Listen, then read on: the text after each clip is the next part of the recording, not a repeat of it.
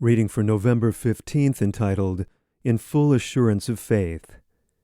Let us draw near with a true heart in full assurance of faith, having our hearts sprinkled from an evil conscience and our bodies washed with pure water. Hebrews chapter 10, verse 22. We need an abiding, heartfelt dependence upon the Son of God for salvation and for all wisdom and spiritual influences. Unless there is much more love to God and to man, and a continual dependence upon the renewing, sanctifying grace of Christ to work a transformation of character by a divine change in the heart, which will be manifestly seen in word, spirit, and action, we shall fail in our work.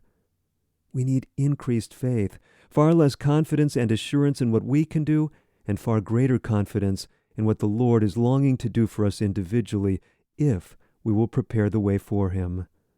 We need, so much more than we now have, the longing of soul for communion with God. We need to plead most earnestly with Him.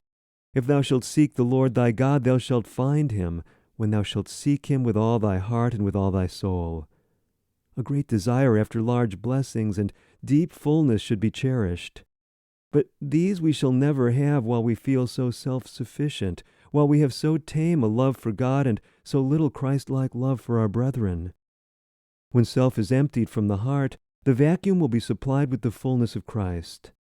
Let the soul be less engaged in business matters. Let it put far less trust in the wisdom that bears the marks of being more human than divine. The praise given by word or action to any human being is an offense to God. Yet God will praise every individual that keeps His commandments in truth and righteousness.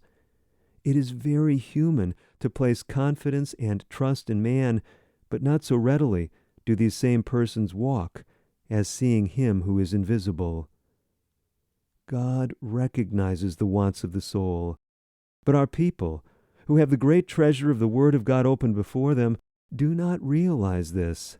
Self-esteem, self-sufficiency so corrodes the soul with the slime and selfishness of earthliness that the excellence of the things of eternal interest makes scarce a ripple upon the human heart.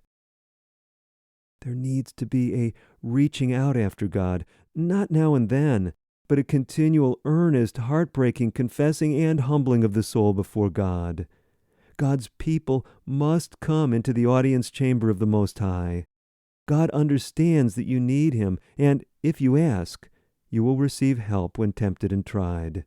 Your petitions, made known only to God who searcheth the heart, He will hear and answer. Taken from Letter 45, dated November 15th, 1897, to A. G. Daniels and my ministering brethren and the church in Melbourne.